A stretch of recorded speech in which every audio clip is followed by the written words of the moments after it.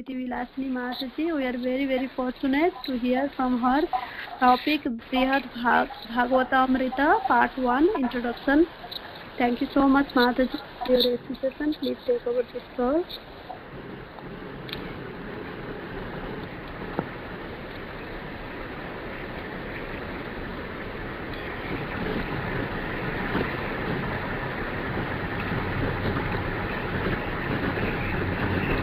Hare Krishna, Priti Vilasini Mataji. Sorry, I was on mute. Thank you so much, Anjana, to come up for everyone call. Thank you all. Hare Krishna, Priti Vilasini Mataji. If you have joined from the host login, can you put everybody on mute? Yes, ma'am. Put everybody on mute. I'm sorry. Okay. So,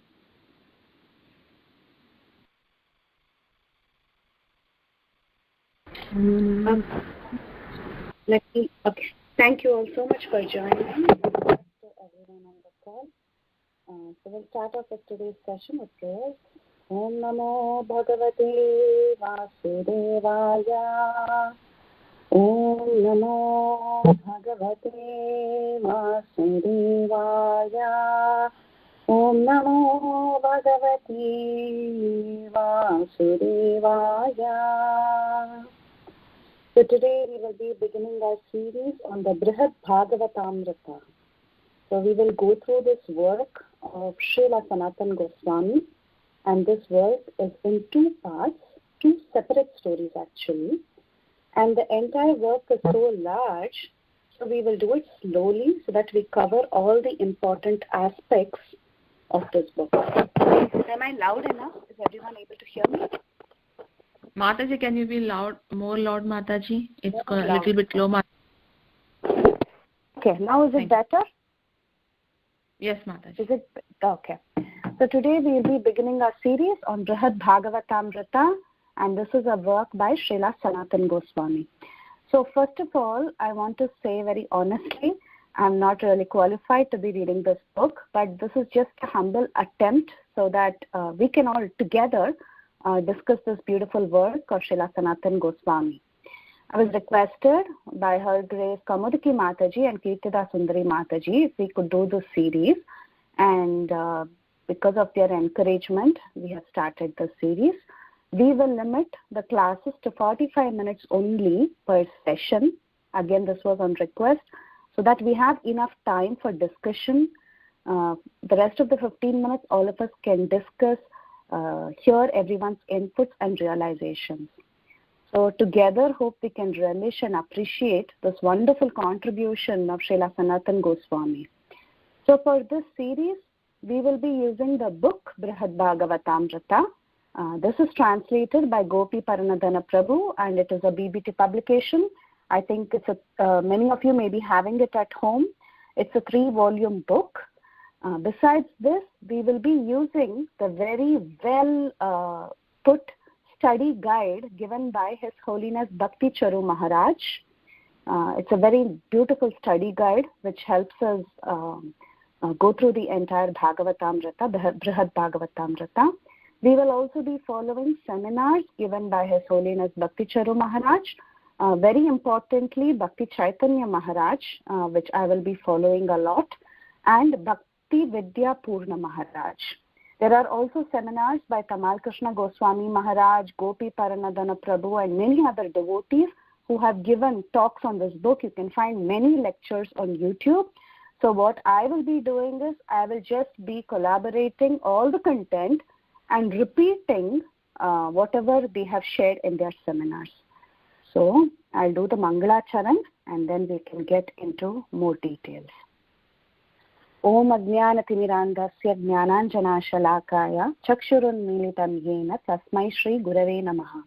Shri Chaitanya Manobhishtam Stapitam Yena Bhutale Swayam Rupa Kadamahyam Dadati Swapadantikam Vandeham Shri Guru Shri Yuta Padakamalam Shri Gurum Vaishnavamscha Shri Rupam Sagrajadam Sahagana Raghunathanvitam Tam Sajivam Sadvaitam Savadutam Parijana Sahitam Shri Krishna Chaitanya Devam Shri Radha Krishna Padan Sahagana Lalita Sri Vishakhanvitamscha हे कृष्णा करुणा सिंधो दीनबंधो जगत्पते गोपीश गोपिका कांता राधा कांता नमोस्तुते तप्तकांचन गौरांगी राधे वृंदावनेश्वरी वृषभानु सुते देवी प्रणमामि हरिप्रिये वाञ्छाकल्पतरुभ्यश्च कृपा सिन्धुभ्य एव च पतितानां पावनेभ्यो वैष्णवेभ्यो नमो नमः। नमः ओं विष्णुपादाय कृष्णप्रेष्ठाय भूतले श्रीमते राधानाथस्वामिनिति नामिने। नमः ओं विष्णुपादाय कृष्णप्रेष्ठाय भूतले श्रीमते भक्तिवेदान्तस्वामिनिति नामिने। नमस्ते सारस्वते देवे गौरवाणी प्रचारिणे निर्विशेष शून्यवादी पाश्चात्य देशतारिणे जय श्री कृष्ण चैतन्य प्रभु नित्यानंद श्री अद्वैत गदाधार श्रीवासादि गौर भक्त वृंदा। हरे Krishna Krishna Krishna Hare Hare Hare Ram Ram Ram Hare Hare. So we'll do one pranam prayer for Srila Sanatana Goswami. वैराग्य युग भक्ति रसं प्रयत्नैर अपययन् माम् अनभिप्सु मन्दं कृपाम्बुदीर्य पर दुःख दुःखी सनातनं तं प्रभुमाश्रयामि. So this is a mantra, a pranam mantra given by Srila Raghunath Das Goswami in his Vilapa Kusumanjali. So after reciting this prayer, seeking the blessings of Sanatana Goswami to understand his book, we will proceed further. The translation of this pranam mantra is that I was willing to drink the nectar of bhakti rasa, which is laced with renunciation. But Srila Sanatana Goswami, being an ocean of mercy, who cannot tolerate the sufferings of others, induced me to drink it. Therefore, I take shelter of Srila Sanatana Goswami as my Siksha Guru. So today will be the very first session of this series, and we will get into some introduction about Sanatana Goswami, who is the author of this book, and an introduction on this entire work, Brhad Bhagavatamrta. So that is what we will be doing today. We will not get into the details, but we will just get into introduction. And the introduction itself is really big. So we'll first get to know some details about Sanatana Goswami. So Sanatana Goswami, as we all know, he is one of the senior most among the 6 Goswamis of Vrindavan. Whatever we know about Srila Sanatana Goswami comes to us from Krishnadas Kaviraj Goswami's Chaitanya Charitamrita. And also there is another work which is Narahari Chakravarti's Bhakti Ratnakar. So from these 2 books, we get to know some details about Srila Sanatana Goswami. Sanatana Goswami was born in 1488, which is just 2 years after Lord Chaitanya. So he is just 2 years younger than Lord Chaitanya. He and his brothers, they were direct disciples of Sri Chaitanya Mahaprabhu. So Bhakti Ratnakar, which works on the biography of Srila Sanatana Goswami, it traces 6 generations of Sanatana Goswami's lineage. Sanatana Goswami was born in a respectable Brahmin family from Karnataka, and his great-grandfather, by the name Rupeshwara, he migrated to the east, and his Sanatana Goswami's grandfather, Padmanabha, he settled on the bank of river Ganga at Naihati. So then, Sanatana Goswami's father, Sri Kumar, he moved further east and he settled in Jessore district in Bangladesh. So this is how the family, some 6 generations back, they migrated from Karnataka and they moved towards West Bengal and Bangladesh. So this Sri Kumar, who is actually the father of Sanatana Goswami, had several sons. He had many, many sons. But the last 3 of them were very, very famous. They were named Amara, Santosh and Vallabha. So Amara became Sanatana Goswami, Santosha became Rupa, and Vallabha became Anupama later. So Amar, Santosh and Vallabha, all the 3 of them, they were devotees from a very small age. Amar and Santosh were especially attracted to Krishna, while Sri Vallabha was attracted to Lord Ram. So Sanatana Goswami, or Amara, he is the author of this book, so we'll get into more details about him. He was absorbed in devotion of Lord Krishna from his childhood, and he was always immersed in reading the Srimad Bhagavatam since he was a small boy. So all the brothers, they were extremely competent, they were well versed in scriptures, and also they were very good managers. They had a lot of,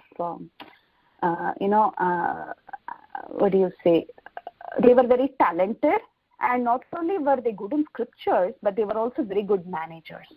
So as they grew up, the Nawab of Bengal, Hussain Shah, they noticed these qualities of the three brothers.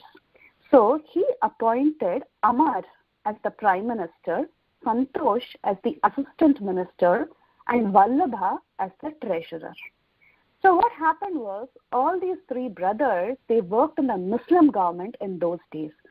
So because they were working with the Muslim government, they had to adopt Muslim names, and hence Amar came to be known as Sakara Malik, Santosh came to be known as Dabir Khas.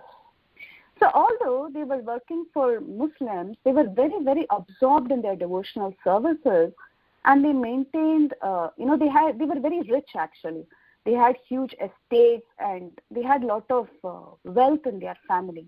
But they maintained their wealthy estate in a suitable manner, in such a way that it was a nice place for remembering Krishna all the time. So they replicated the entire Vrindavan in the place that they were staying.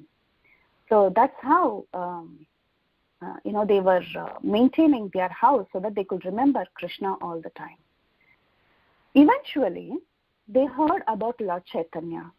They heard about Lord Chaitanya, about his pastimes, about his activities, and they were very enthusiastic to somehow or the other get an audience with Lord Chaitanya.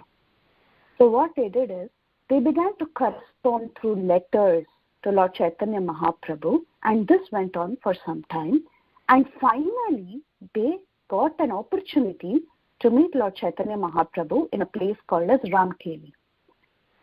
So this happened after Lord Chaitanya Mahaprabhu took sannyas and he started traveling. So that's when they got an opportunity to meet him at a place called as Ramkeli. When they met Lord Chaitanya Mahaprabhu there in person, they received their respective names. So Sakara Malik was given the name Sanatan, Dabir Khas was now named Rupa. So this is how they got their names from Sri Chaitanya Mahaprabhu. So there were three transitions. First we saw their names during the birth time. Then we saw their names when they were working for the Muslim government. Then their names were changed by Lord Chaitanya Mahaprabhu, and they received their new names as Sanatan Goswami, Rupa Goswami, and Anupam. So these were the names that were changed after their meeting with Lord Chaitanya Mahaprabhu. So this meeting is actually described in great detail in Sri Chaitanya Charitamrita, and we have actually read these chapters in Madhya Leela already. So eventually what happened with Sanatan Goswami was that Sanatan Goswami, he lost interest in the work that he was doing for the government. And he often started applying for sick leave because he was so immersed in reading Srimad Bhagavatam. He was so influenced by Chaitanya Mahaprabhu, and he wanted to dedicate his life to devotional service. So what he used to do is he used to have spiritual discourses in his house, and he used to never turn up for government service. So he completely stopped showing up for work at one point. So the Nawab, he came to know about this. He came to know that Sanatan Goswami was actually not sick. He had stopped coming totally. And he figured out that Sanatan Goswami was perfectly fine, and he was having Krishna Katha in his house. But however, he would never come to work. So Sanatan Goswami was arrested by the Nawab. The Nawab caught him and put him in prison. He didn't want Sanatan Goswami to leave his government services. He didn't want Sanatan Goswami to escape from work. So somehow or the other, the Nawab wanted him to do government services. So what he did is, instead of just leaving Sanatan Goswami, he put him inside prison. So to make a very long story short, because we have heard about Sanatan Goswami, I'm going to reduce the content of the story. And ultimately, Sanatan Goswami, he escaped from prison by bribing the prisoner, and he ran away from prison and the prisoner let him. There's a story around how he managed to bribe the prisoner and he escaped. Then Sanatan Goswami went to Kashi or Benares, where he met Lord Chaitanya again, and Lord Chaitanya instructed him on the aspects of pure devotional service. So that is what we are actually learning in the Sanatan Siksha chapters of Sri Chaitanya Charitamrita. So we are seeing this chapter about the science of devotional service that was instructed by Lord Chaitanya to Sanatan Goswami. That's where we are in Chaitanya Charitamrita during the rest of the days. This is the portion that we are covering. So Sanatan Goswami was instructed by Lord Chaitanya, and Lord Chaitanya empowered Sanatan Goswami to go and spread the Vaishnava teachings and write authoritative books in the Sampradaya. Not only that, he was also entrusted with the task of uncovering all the holy places in Vrindavan. So then, ultimately, Sanatan Goswami proceeded and he joined Rupa Goswami, who had already reached Vrindavan. So while Sanatan Goswami was in Vrindavan, he authored many, many books, of which 4 are very important. So I will name these 4 books. One book that is very important is Hari Bhakti Vilas. So Hari Bhakti Vilas is a standard smriti or a handbook for devotional practices for the followers of Mahaprabhu. The second work of Sanatan Goswami that is very important and famous is Vaishnava Toshini Dashamatippani, that is 10th canto commentaries of Srila Sanatan Goswami, considered very, very sweet commentaries on the 10th canto. The third important book of Srila Sanatan Goswami is Krishna Leela Stava.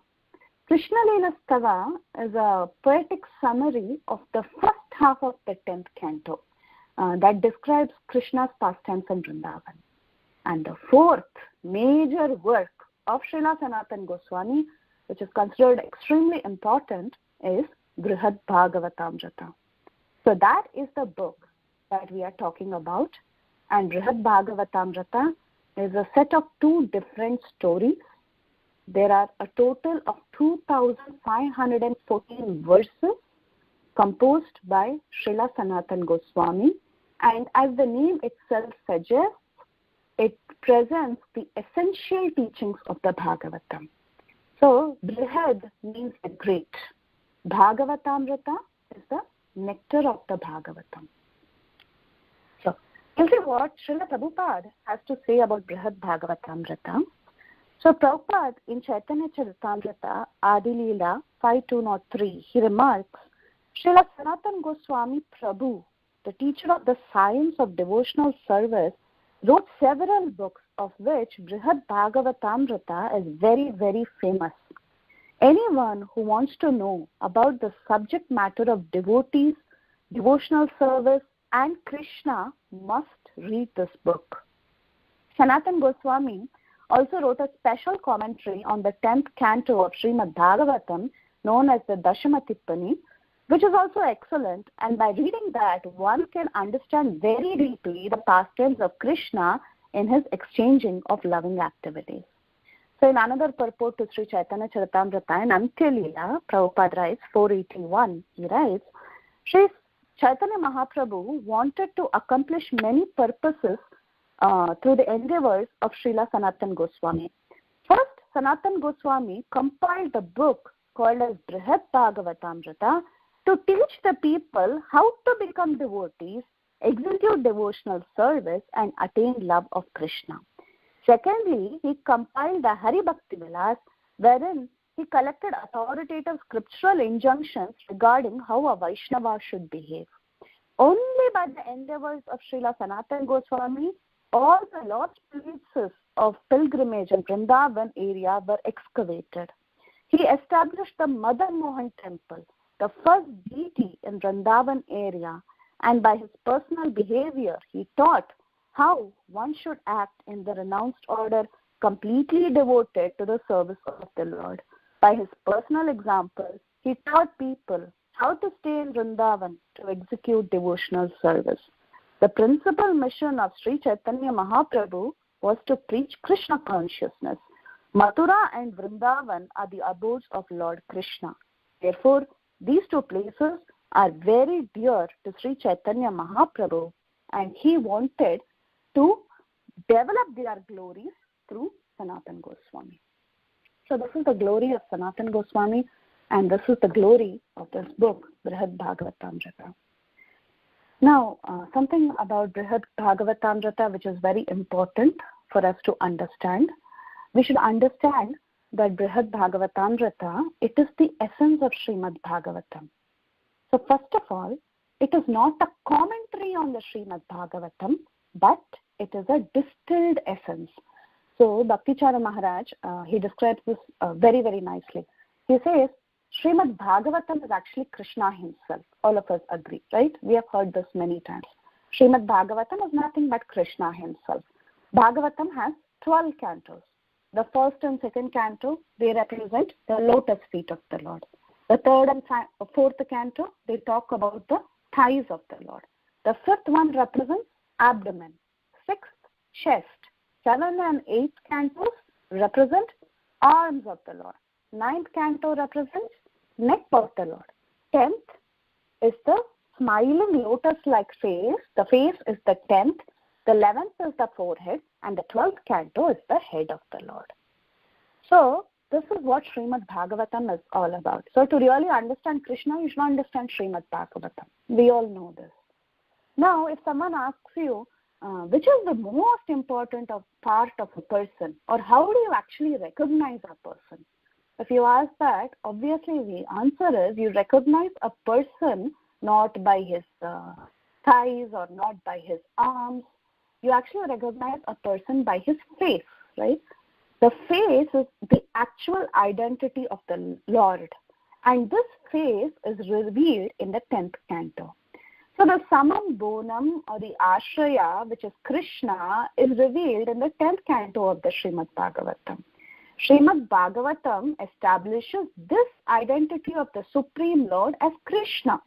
So in the 10th canto, when you see, you will understand who the Supreme Personality of Godhead is. Who is it? It is the Supreme Lord Krishna. So 10th canto gives revelation on the identity of the Lord. So in this Brhad Bhagavatamrta, Sanatana Goswami, he has systematically established the actual purpose of Srimad Bhagavatam.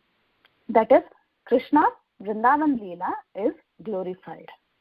So we know that there is Dwaraka Leela, Mathura Leela, Vraja Leela, all this we know.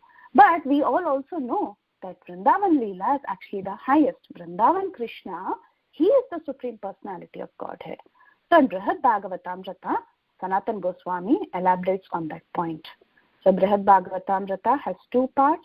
The first part is Narada Muni's search for the greatest devotee of the Lord.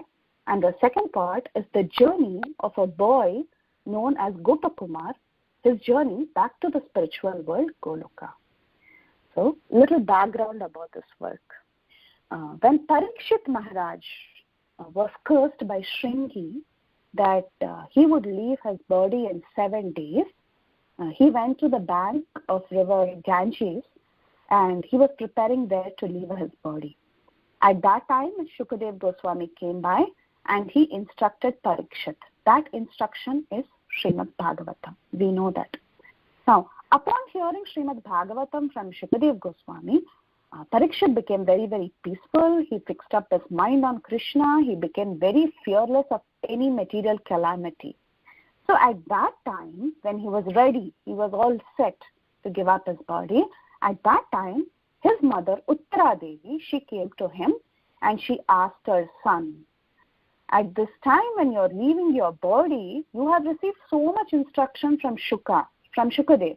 So please tell me your understanding, the essence of whatever you have heard. Shukadev spoke for 7 days. So Uttara Devi, she went to Parikshit and she asked him to tell her the real instruction of what he had heard in 7 days from Shukadev Goswami. So just like how butter comes out from churning buttermilk or milk, and when you churn the ocean of milk, finally nectar comes out. Similarly, the essential nectar of what is there in Srimad Bhagavatam is Brhad Bhagavatamrta. So Parikshit Maharaj narrates to his mother the stories which is actually the Brhad Bhagavatamrta. Now, Brhad Bhagavatamrta is actually the essence of the Srimad Bhagavatam, and Bhagavatam had been narrated by Shukadev Goswami to Parikshit Maharaj. After hearing Srimad Bhagavatam, Parikshit Maharaj noticed that his mother Uttara was sitting there and she was lamenting. She was shedding tears of pain because her son was about to leave his body, and naturally as a mother she was very, very aggrieved.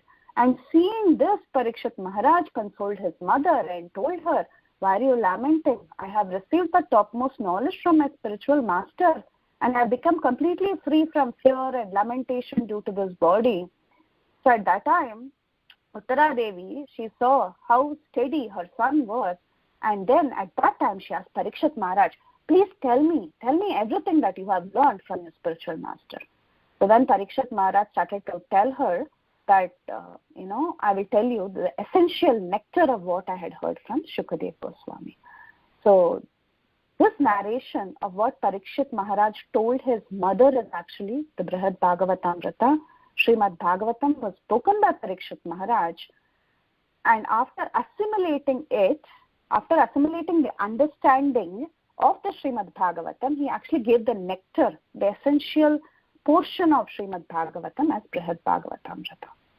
So one must not think that Brhad Bhagavatamrta is a fantasy or a cooked-up story or some kind of fiction novel. This Brhad Bhagavatamrta was written by Sanatan Goswami, and he admits in the book that he actually did not write it by himself out of his own imagination. He says that he simply held the pen and somebody else made him do the writing. And immediately he also admits who that person was who was making him write this book. It was the Lord himself, Lord Madan Mohan, his worshipable deity. It was Krishna who was making him write the Brhad Bhagavatamrta, and he admits that all that he was doing was just holding the pen. So Sanatan Goswami, he also gives us auto commentary for the Brhad Bhagavatamrta. So this is very unusual. If you're trying to write some fiction novel, you wouldn't be giving a commentary on it, right? So we should understand that the entire Brhad Bhagavatamrita was dictated by Lord Madan Mohan, and Sanatan Goswami just penned it down. So that's why he wrote a commentary, and he takes credit for the commentary, but he says the text itself was not written by me. It is a work of Madan Mohan. So that's why, because Sanatan Goswami felt that he needed to explain what Madan Mohan told him, he wrote a commentary called as Big Drashini, that's also embedded in the Brhad Bhagavatamrita. And Sanatan Goswami, he feels actually very bad. In some places, he laments in the book, saying that, I have so much audacity. I'm writing this Brhad Bhagavatamrita. It deals with all the confidential aspects of all the devotees of Krishna. He said, how dare I can enter into Krishna's inner chambers, and how can I judge who is a greater devotee than the other, because that's what the book is about. It's going to talk about different devotees. So he's like, how do I have the audacity to actually judge devotees? Who am I to judge? How can I find faults and defects in devotional service of Krishna's eternal associates like Rukmini, Satyabhama, Uddhava, all of them? So it's not me, it's only the Lord, and I am just writing the work. So he makes this point very clearly again and again. So we should also understand that this is not his imagination. So however, the purpose of Brhad Bhagavatamrita is to give the essence of Srimad Bhagavatam. There is another very important consideration. As it is, Srimad Bhagavatam is the essence of the entire Vedas. The Vedas have been compared to a kalpa vriksha, desire tree, and the ripened fruit of that desire tree is Srimad Bhagavatam. So now that ripened fruit has been blended with the nectar from the mouth of Shukadev Goswami. Srimad Bhagavatam is the cream of the Vedas, but that Srimad Bhagavatam has been further digested and blended with the lotus lips of Shukadev Goswami. That Srimad Bhagavatam that has been consumed by Parikshit Maharaj, he is now presenting. So therefore, Brhad Bhagavatamrita can be considered as one of the greatest scriptures, because it is a digested aspect of the Srimad Bhagavatam. Okay, whatever is coming from the lips of Shukadev Goswami that has been consumed by Parikshit, It has been digested, and now Parikshit presents it to his mother. There's one more thing that is very important for us to know, is that there are actually two Bhagavatamritams. One is Brhad Bhagavatamrta and the other one is Laghu Bhagavatamrta. So Laghu Bhagavatamrta, Laghu means light and concise. Brihad means large or great. So Brhad Bhagavatamrta was written by Sanatana Goswami and Laghu Bhagavatamrta was written by Srila Rupa Goswami. In Laghu Bhagavatamrta, Rupa Goswami, what he did was, he collected some of the most important verses of Srimad Bhagavatam in order to present the essence of Bhagavatam. However, in Brihad Bhagavatamrta, Sanatana Goswami narrates a story. He actually narrates two stories of two saints, two parivajakas, that means two wandering saints.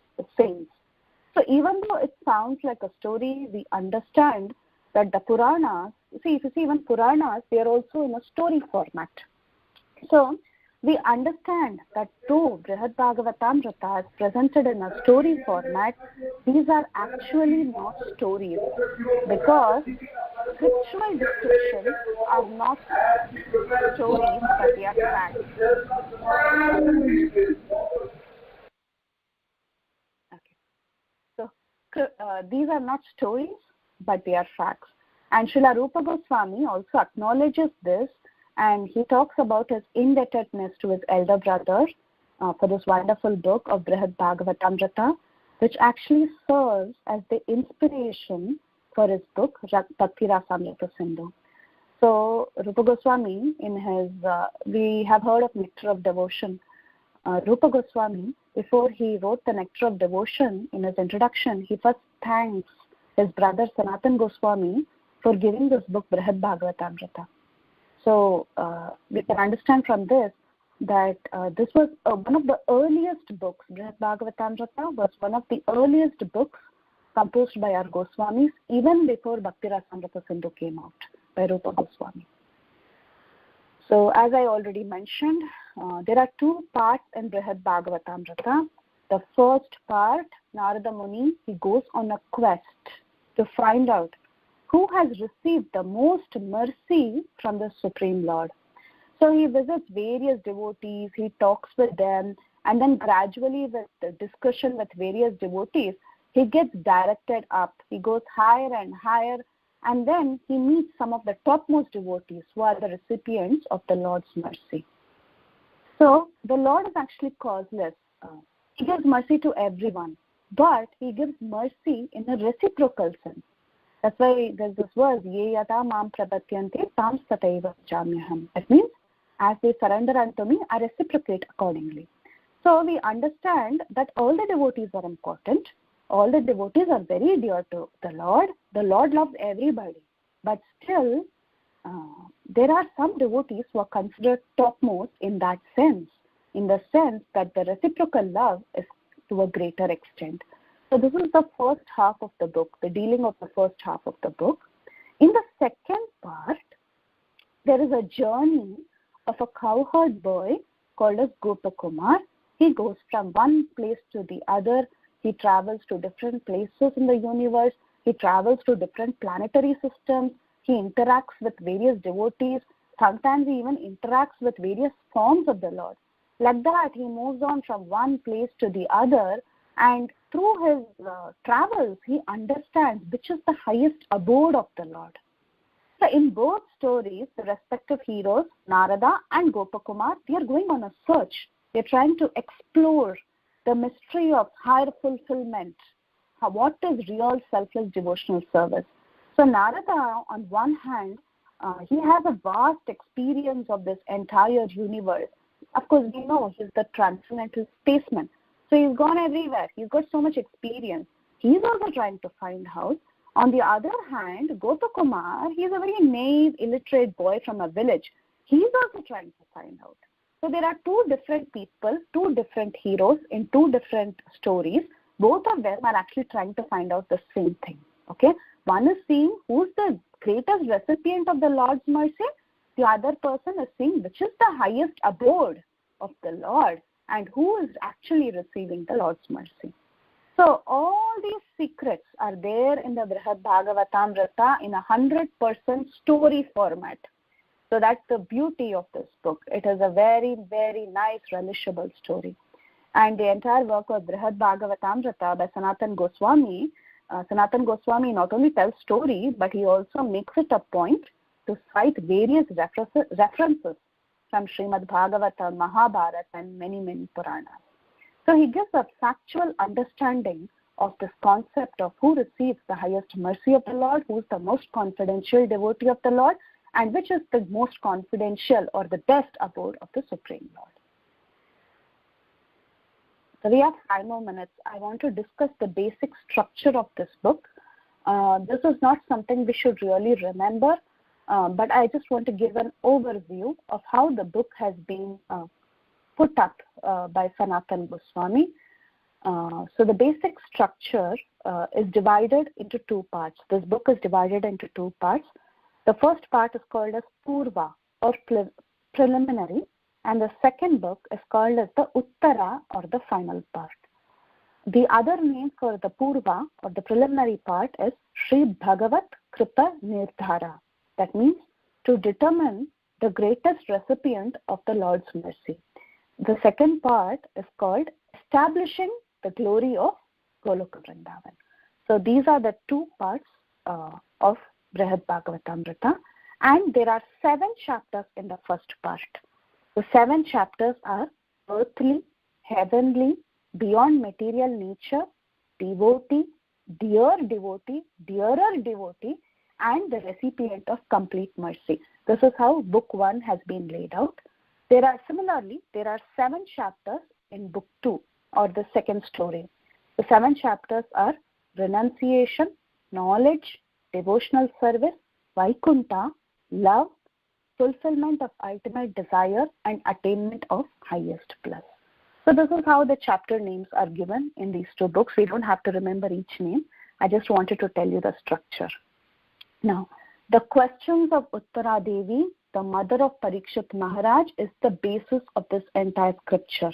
Later, after this conversation between Parikshit and Uttara, and after Parikshit gave up his body, later Maharishi Jaimini, who had heard this conversation from Uttara Devi and Parikshit, he had heard it. So this Jaimini Maharishi later narrated this story, the story of Brhad Bhagavatamrta, to Janamejaya, who is the son of Parikshit. Therefore, this can be considered to be a part of Mahabharata also. Okay, but it's not Vaishampayana's Mahabharata. It is Jaimini's version of Mahabharata. This is how the Acharyas have given us the authenticity of Brhad Bhagavatamrita. So in both parts, there is a Parivrajaka, that is a wandering person who describes his own experience while he's traveling to different parts of the universe. So the first part is Narada Muni, and the second part is the story of Gopakumar. So this is the Brhad Bhagavatamrita. This is only an introduction. So once we get into the work, we'll get into some real beautiful nectarian stories. We'll understand what devotional service is. We'll understand how devotees reciprocate with the Lord. So any realizations, comments, or you have anything to share, please go ahead. Thank you for your patient listening. Hare Krishna.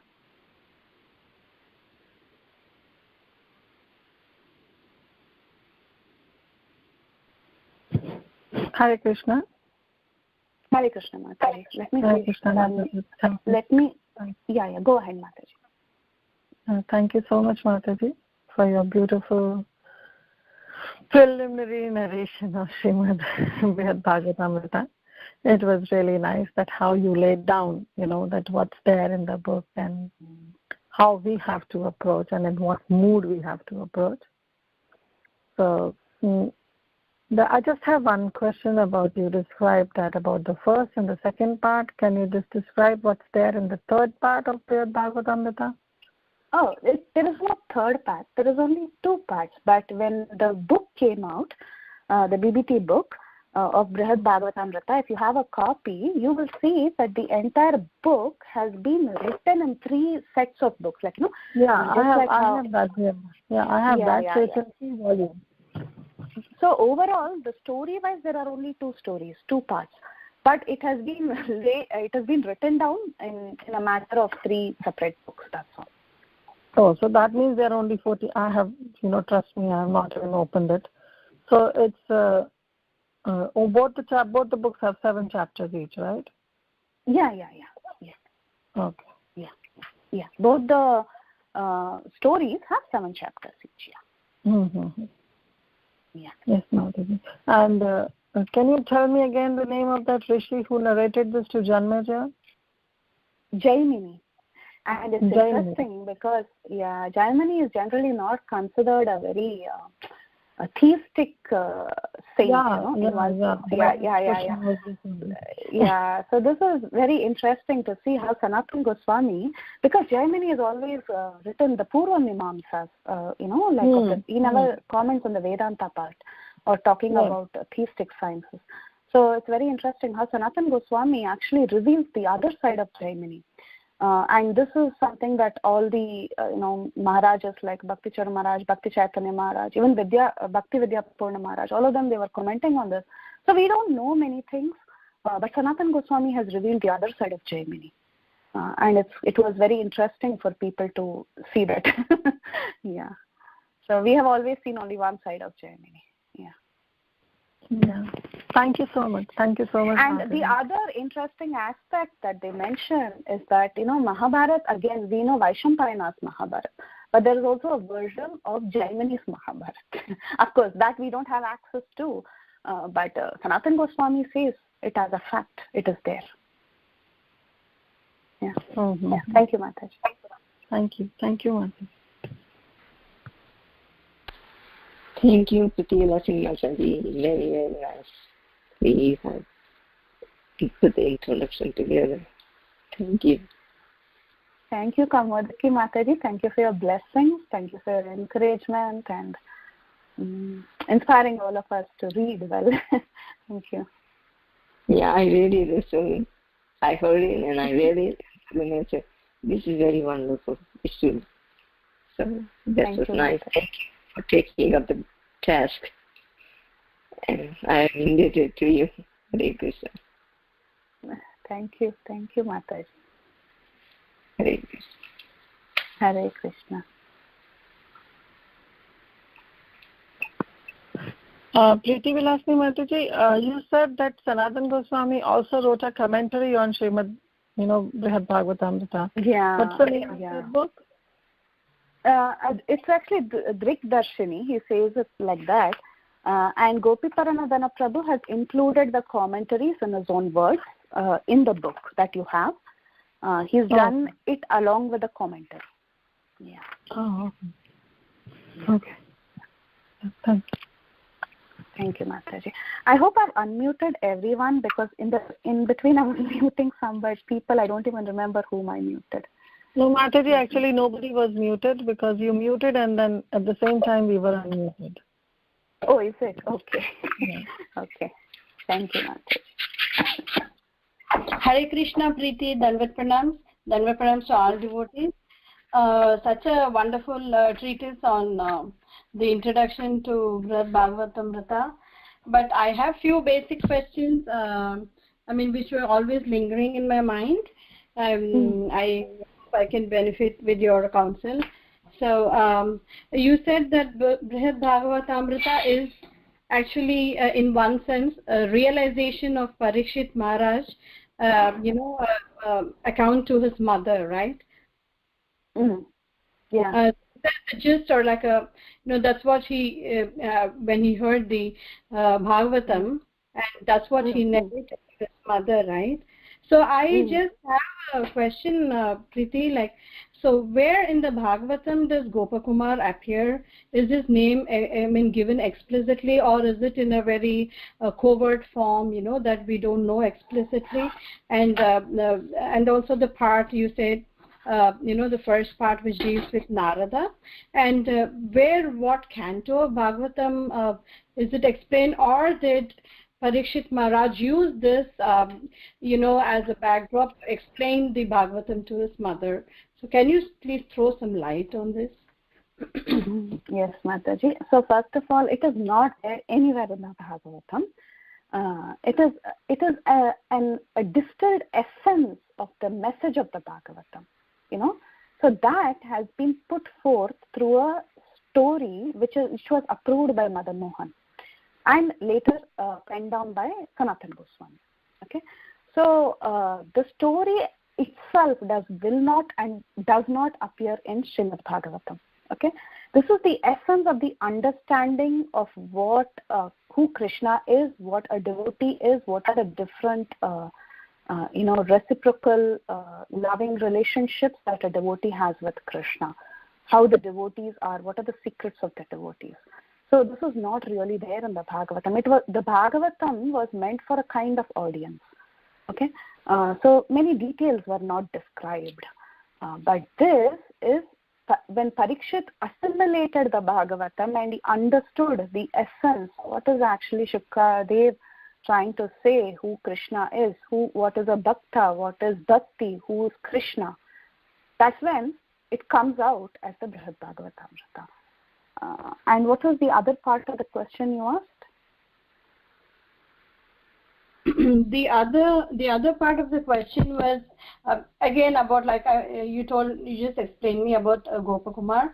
The same thing about Narada. You said the first part deals with Narada, right? Narada's So even the first part of the story is not there in the Srimad Bhagavatam as it is. It is not there. But we should understand, we can even consider this as a separate scripture, because it was done at a separate time, independent of the Bhagavatam. Separate time in the sense that it's completely independent of the Srimad Bhagavatam in one sense, but it is actually the message of the Srimad Bhagavatam. The storyline or the conversation is independent of the conversation that they had in the Bhagavatam. Make sense? Yeah. So would it be right for me to understand? So is Gopakumar a character that Parikshit Maharaj introduced to explain his mother, or is he a fictional character in the story, or does Gopakumar is he a real devotee? I had this question too. So can you throw some light? Yes, Mataji, that's something that I was addressing, saying that we really don't take it as fiction. We understand that it is a real character. Otherwise, Madan Mohan wouldn't reveal it again to Sanatana Goswami. And Sanatana Goswami also makes that point. So, we don't really take it as a fictional character. We don't see it that way. We understand if Sanatana Goswami, has been given this information by Madan Mohan and he's written it down, we take it to be something real. So, are you meaning to say, Preeti, that when Parikshit narrated to his mother, it was Gopakumar, this was the exact same story, or the Lord Madan Mohan revealed this to Sanatana Goswami, that such a character, Gopakumar, was there, such a devotee? So, it's the same story, Mataji, because in the beginning verses after Mangalacharan, you will see the context of the Brhad Bhagavatamrta, where Parikshit Maharaj and his mother are actually conversing in the beginning. And then Parikshit Maharaj says that this is a story that had happened, and he begins the story. So we understand it is the same story. Yes, there are many speculations where one can think it to be a fictional story, but still we accept this as real, because it has been come from, it's been authorized, it's been come from, Sanatana Goswami, he goes to great lengths to say how the entire story had come about. He gives you a huge history. He says how after Shukadev Goswami had spoken to Parikshit Maharaj had digested it, and then it came out as from him to his mother, and then from there Jaimini picked it up and he went and told Janamejaya, and it was then passed down. It was lost for a while, and again Madan Mohan revealed it to Sanatana Goswami. So when we talk about Vyasadev's works also, we understand it as reality. When we talk about Puranas, though it is a revelation to Vyasadeva in his meditation, or you can see many of the great rishis, when they pen down Puranas or when they write Itihasas, we understand in one sense, yes, it's a revelation to them, but it is a revelation by God and it happened. So the same mood we take Brhad Bhagavatamrta. Did that somehow answer you, Mataji? Yes, Preeti, your points were very nice, and of course there are subtle differences when we read Puranas like Ramayana or Mahabharata, because we do have some references, in other scriptures to it also. So, I mean, like to say, and I also totally agree that this is not a fictitious piece of work. This, Gopakumar, a character that's being used to explain the philosophical concepts there to his mother. That's what was my question. I mean, there's absolutely no question that this is an authentic piece of work by our acharyas, but my question is only about the characters depicted there in the story. I really didn't find anywhere that it was like, it's only a fiction story, like from what I heard from these people. From these people in the sense the Maharajas who have given seminar, I'm sorry to say people, but from these people, from Maharajas who have given the seminar, they really didn't say that Gopakumar's story is being used to explain concept. They didn't make that statement. So I don't think it is that way. But again, I didn't hear anything like that so far, that it is a story that was used or to explain a concept. Maybe someone, I don't know, maybe, I know this is something that many people, even I have heard say that, but when I heard the seminars of these respectable people, they didn't say that it was a story that was used to explain something so far, as much as I've heard. Okay, Mataji? Yeah, thanks so much for clarifying. Really, that helped, because I've heard, like you said, the other versions. And I've heard people even say, to an sorry to say this, but then I've even heard some people state, oh, Sanatan Goswami is actually Gopakumar and he is doing some, he's talking about himself. This is one statement I've heard from devotees, which was quite shocking. But none of the Maharajas who had given these seminars mentioned any imagination to this. They just said, this is what it is, like this is the history, this is how it is. We don't take it as a fiction. That's all. That's the only comments I heard. Maybe this is all I know. Krishna Priti Lakshmi Mataji. Yes, Mataji. Later on in this Gopakumar story, later on his name is revealed. Gopakumar's name. Krishna says when he reveals it as. Yes, the name. Krishna himself reveals the name. And then, so when he goes to Vrindavan, and when they meet Krishna, and he sees Krishna coming back in the evening from the pasturing ground with the cows and friends. So that time, they both embrace Krishna and this Gopakumar. And they both become unconscious and then they fell down, both of them. And then finally, somebody said that, oh, he's a demon. And they were trying to kind of punish him or something, but they were unconscious anyway. So then Balram said, no, don't worry about it. And Balram wakes Gopakumar first, and then Gopakumar asked Gopakumar to awaken Krishna by his name and something like that, and he wakes up. And then he embraced him and he said Gopakumar is from the Sridham's family, descendant.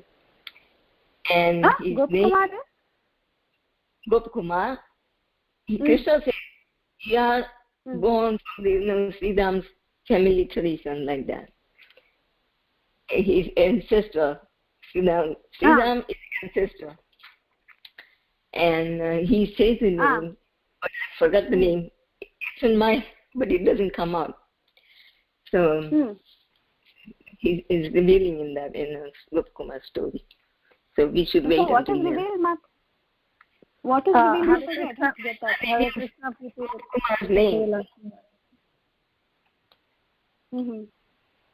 Yeah, Hare Krishna people. What Kamadaki Mataji is saying is perfectly right. So, Kamadaki Mataji, with your permission, I'll just put your words in a sentence. That, what she's saying is perfectly right. Even I heard when Guru Maharaj was giving the lecture, he was giving seminar. So, Gopkumara's story is not fiction, it's real. And as Kamadaki Mataji is saying, later on, it's been revealed that how when Gopkumara reached Goloka Vrindavan, Krishna felt unconscious and everybody thought that some demon again came and attacked. But it was Gopkumara, and Balaram said, pacified everybody, that's not a demon. And then Krishna revealed that he's from a Sridham family, an ancestor. Okay. Meaning? His friend Sridham, right? Okay. Yeah. So Gopkumara's name has been revealed that he is from a Sridham's family.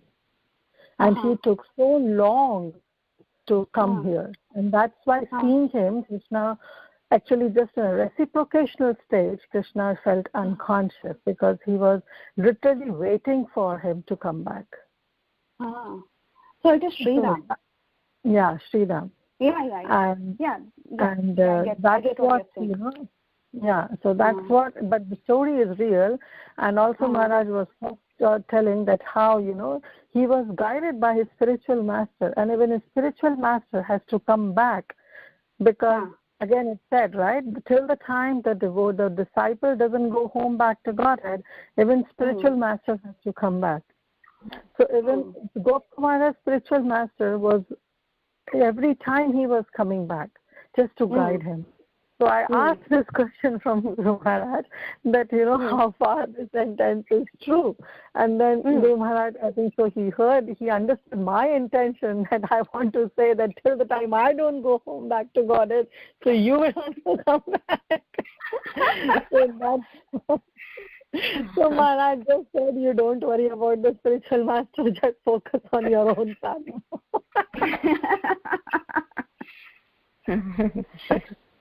Thank you both, Mataji. Thank you. Yeah. But yes, it's a true story. And secondly, as you said, that Parikshit Maharaj narrated to Uttara, and as Mataji was asking, actually Parikshit Maharaj was already on a verge of, he was already on, basically you can say, on a deathbed because it was just 7 days. And he heard Bhagavatam. So he doesn't have that whole time to narrate the whole Bhagavatam, right? To Uttara, Mother Uttara. And secondly, as Prabhupada always used to say, that on those days, especially the women, they were, for them, basically these Puranas and Itihasas are written. That means they have to be, explained everything in a story form. Story format, correct. Yeah. Nice. So he cannot give the whole philosophical understanding of Srimad Bhagavatam. So he explained the whole philosophy in a story form, which was, as you said, later revealed by Madan Mohan to Sanatana Goswami. Yeah, very nice. Thank you both. Thank you both for describing the climax of the story. Thank you so much. Thank you, Kamadaki Mataji and Kirtida Mataji. Yeah. But don't think the picture is ended, okay? We are still waiting for it. No, that's what, in one Maharaj was saying that this text, this Brhad Bhagavatamrta, the way Sanatana Goswami has written it, that he reveals who the topmost devotee is in the first few verses itself. And he reveals that everything in the beginning itself, So they were giving this comparison. There are two types of writing a book. In one style is that you keep the suspense till the end, and then you reveal the suspense at the end. The other thing is you say, this is what it is. This is the suspense. Now hear how it happened. So that is the style of Sanatana Goswami's writing. So if you both have revealed the book, the end of the book, that is even better for us because we'll be looking forward to reading it very nicely. Thank you. Yeah. Thank you. Thank you. Hare Krishna. Thank you, Mataji. Hare Krishna. Hare Krishna, Mataji. Dhanat Pranam. All glories to Srila Prabhupada. Hare Krishna Mataji. Thank you so much, Mataji. I don't know anything about the Brhad Bhagavatamrta. Just I heard that Gokumar story, but you all you explained so nicely, Mataji. It two part you were telling us in Brhad Bhagavatamrta. What is this in the two part you were telling, Mataji? One part is one story where Narada Muni, he goes from one devotee to the other to find out who is the greatest recipient of Krishna's mercy. That is one part. And then he finds out obvious answer of Gopis of Vrindavan, right? So he finds out that answer and he's happy. That is one part. The second part is the description of the story of Gopakumar going to Goloka Vrindavan, how he goes to different abodes, how he interacts with different devotees, then how he goes even to Vaikuntha, and there also he is not happy, and then finally how he understands, the place where he belongs to, and he understands the glories of Goloka Vrindavan. So there what happened, final scene is what Kamariki Mataji and Kirtida Mataji were discussing. The final scene at the end of book 2. Is that okay, Mataji? Yes. Can you explain again, Mataji, because this Gopakumara, how I could not understand. Maybe my mind was not focused. Yes, okay. Family or something, Mataji. Can you explain one time more for me, Mataji? The identity of the Gopa is actually revealed to be... Yeah, go ahead, Mataji. No, Gopakumara. I'm asking how he was from the Sri Ram family or something. Yes, Mataji was telling. Can you tell me again, Mataji, what that? That's Mataji, Kirtida Mataji or Kamadaki Mataji, one of you want to say that?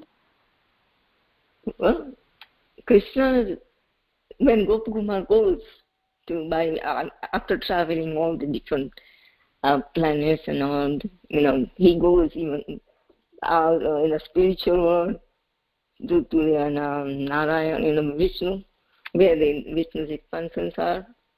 Krishna's expansion in Vishnu form. And he travels from there to Ayodhya, and from Ayodhya to Dwarka, and from Dwarka to Mathura. But because of the fear of Kamsa, he doesn't want to stay there. He just goes to Vrindavan.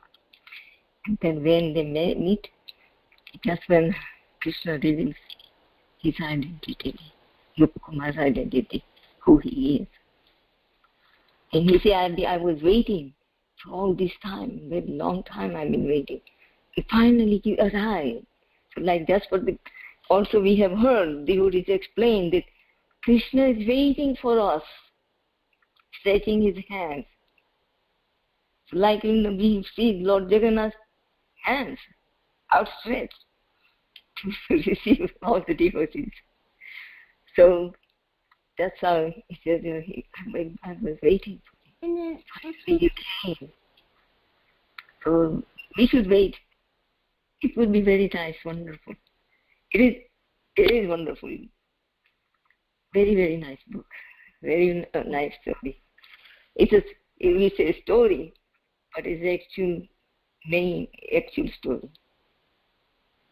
Sometimes we say, I will tell you a story, and then sometimes we say a story about something, this one, there was a king and then queen, and then this happened and that happened, like that. But this is a real story, so we should take it as it is. And Krishna, I don't know how I just doesn't come the name of Gopakumar, but all throughout the stories he's mentioned as Gopakumar, and then when he goes to there and when he meets Krishna, then Krishna reveals his name. And he says that you are the bone of the Sri Ram's family. So that's what. Yes, thank you so much, Mataji. Thank you. Yeah, we should. It would be nice. I didn't want to say anything, but then it was just going on. Then it was kind of funny, so then I said, let me just say a little bit. I wanted to hear, just relish hearing. That's very good. Bhagavatam Katha, Krishna Katha, devotee Katha, Bhakta Katha. Nice to hear. When Prabhupada's Katha, also I just like to hear Prabhupada's. Very, very wonderful. Everybody's reading and they're saying that realization, reflects on it. It's very, very wonderful. Really. Right. You know, later on, I think the people will say, well, is that Prabhupada real came? Is that a real person? Is this a real story about Prabhupada? That will happen. So, yeah. Okay. Thank you, Mataji. Your mercy and Kritida Sundari Mataji's desire and Prithvi Mataji's revealing. Very fortunate. Thank you so much, Mataji. It's not that. It's all of you. This desire. We all desire. And it was just manifested. The desire flowers like that. And Prithvi Mataji, she is the one. I mean, he took up the task. I'm saying I was talking.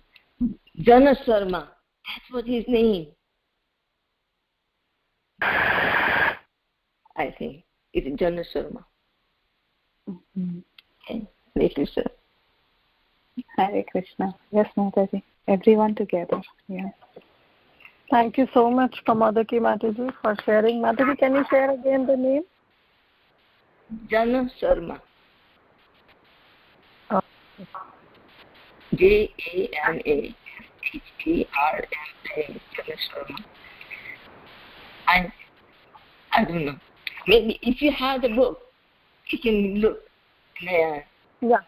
Sure, Mataji. Sure. Thank you so much. Thank you, Mataji. Yeah, I think that was his name. That's what. Anyway, Hare Krishna. Thank you, Kirtana Mataji. Wonderful lecture. You share. Hare Krishna. Thank you. Hare Krishna. Hare Krishna, Mataji. Hare Krishna. This I missed. Who is this? I think he's a Jana Sharma person. Who was that?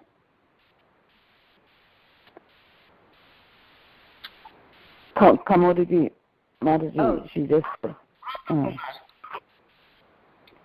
The Gopakumar's name is Jana Sharma. I think that's what it comes into my mind. But I think it's the name. That's the name, Jana Sharma.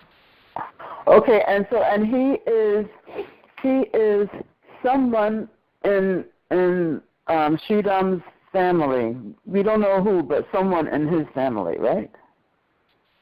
Yeah, he's born in the Sridham's family. And this Sridham is Radharani's brother, isn't it? Yes. Okay. Actually, Preeti Mataji, I had a few questions also. Well, for one thing, let me just say that it's just the introduction itself was so wonderful, and it's only the introduction. So I'm really looking for. You make me very much look forward to your narrating this story. Do you have a schedule for when you will be continuing, or is it not? It's not determined. It is not determined, Mataji. It depends. Whenever we have a vacant slot, I can pitch in. Oh. Like how we did the previous few seminars similarly. Yeah. Okay. Also, a couple of things just to repeat, just for repetition. You said that Sanatana Goswami, you gave the original names for, I guess, the birth names of Sanatana Goswami, Rupa Goswami, and their brother Vallabha, right? Yeah. So can you just repeat, like, Sanatana's name was what? Amaradev. Amara. Yeah. And Rupa was what? Santosh. Uh-huh. And how about Vallabha? They say only Vallabha. They don't say anything else. Was the birth name, and later his name was changed to Anupam. That's what I got. Yeah. So Amara was M-A-A-R-A, right? A-M-A-R-A. Yeah. Amara Dev. Yeah. Okay, and so another repetition question is the first part of Brhad Bhagavatamrta is Narada trying to understand who is the greatest devotee, and the second part is Gopakumar's journey trying to find the topmost, I don't know if we should say planet or location in... it's more like Gopakumar's journey to Goloka Vrindavan. That's where he belongs to, and his journey. Yeah, and it also reveals the beauty of Goloka Vrindavan. Yeah, for sure. Yeah. Okay. The last thing I wanted to ask you about is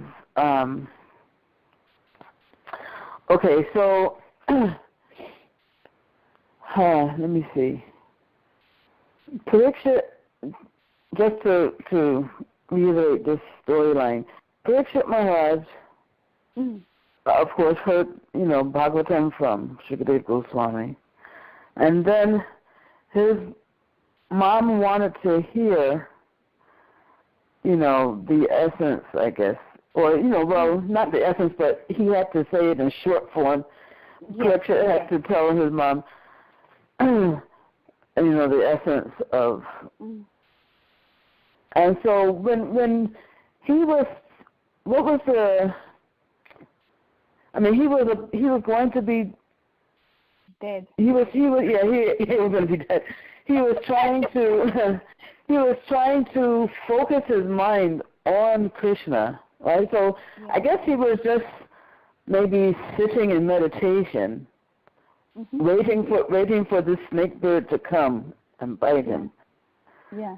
And so while he's just sitting there, his mom comes and she asks him to tell her what he had heard. She was nowhere in the audience at all, I guess, when Shukadeva was telling the Bhagavatam. Yeah, she was not in the audience. Yes. And then last a few minutes before the death, actually she comes there, and Maharaj also explains that it's like expansion of time. Though, like we say, okay, the Bhagavad Gita, I mean, like in the middle of the war field, he gives those examples. Bhakti Maharaj gives those examples. He says. So which Maharaj? You said which Maharaj is this thing? Bhakti Vidyapurna Maharaj. Mayapur, the one who takes care of. So he was. Now I hope I'm saying it was him, or maybe it was Bhakti Chaitanya Maharaj, one of the two. Anyway, they gave this example of how Arjuna was, in the middle of the battlefield. Arjuna asked Krishna questions, and Krishna spoke the entire Bhagavad Gita. It was like almost on the verge of the battlefield when the battle is about to begin. So when this conversation was happening, there was some sense of an expansion of time factor on the situation between Arjuna and Krishna. So similarly, we understand that there was some kind of an expansion of time in the last minute before Parikshit gave up his body. That's how Maharaj explained the coming of Uttara and the conversation. Yeah. That's Bhakti Vidyapurna Maharaj was explaining like that.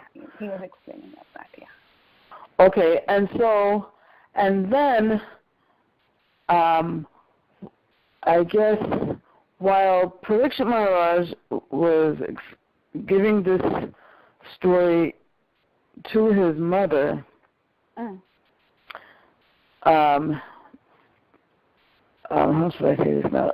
He was telling this to his mother, And is it that Jaimini Rishi, he was hearing Parikshit Maharaj tell this story to the mother, right? Yeah.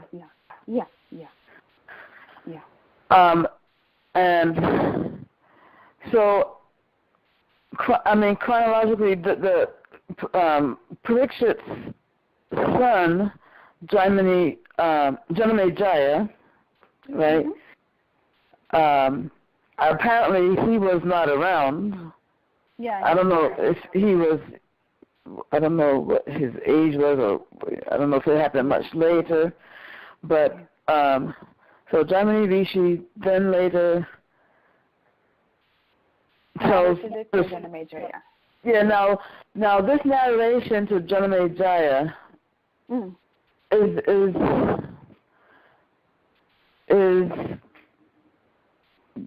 that narration, is that somewhere? Is that in the Mahabharata or what?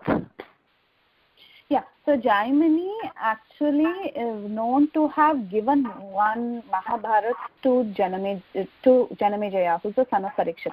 See, basically the Mahabharata that we have, right, we know of, is a conversation between a sage called as Vaishampayana, and he's telling the story to Janamejaya during Janamejaya Sarpa Yajna.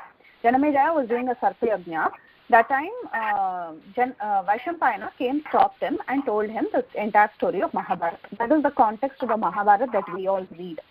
But there is also the Acharyas like Sanatana Goswami. They reveal to us that there are different versions of Mahabharata.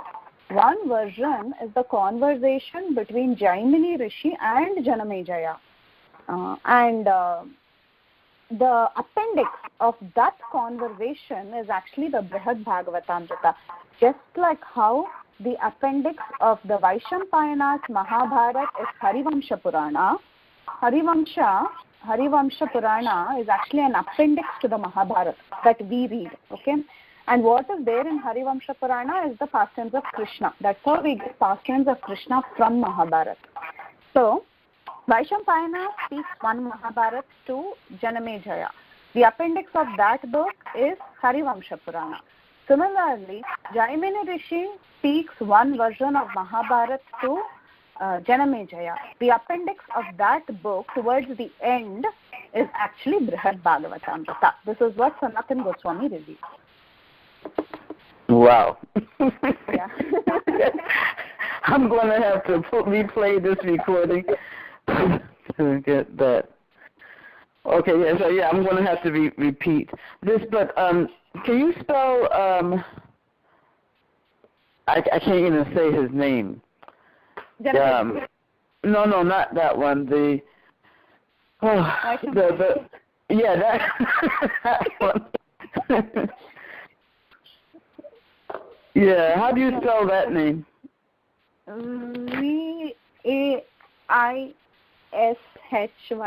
Vaishampayana, Ampayana, Vaishampayana. Who is that personality, Vaishampayana? He was one of the sages. In the Mahabharata, in the beginning, his introduction is there, but I have not read it in great length, so I don't know much details, but he's one of the sages. Yeah. Okay.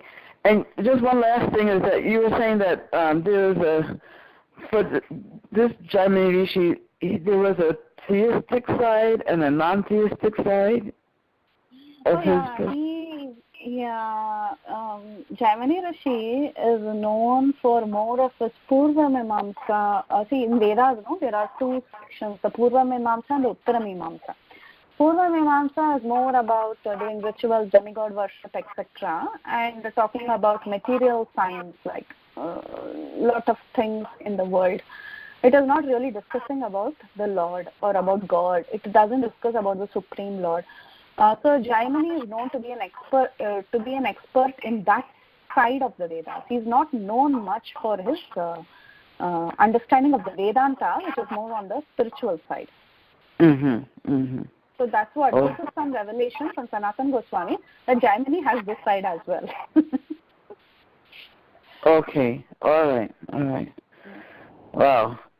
Well, yeah, really wonderful, wonderful introduction. Thank you so much. Looking forward. Hare Krishna. Thank you. All glories to all the Maharajas who are giving such good seminars. Yeah.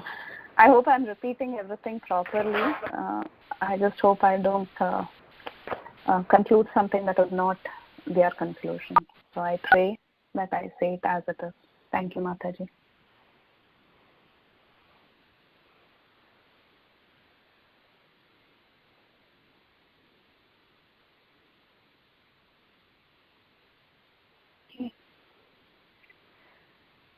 So thank you all so much again for such a wonderful participation. Thank you so much for all the insights that everyone gave. Thank you. Please correct me when I go wrong. Please add. Feel free to add whatever you think is useful for all of us to learn from. So we can end the call now. Thank you so much for your session. Now we can end the call.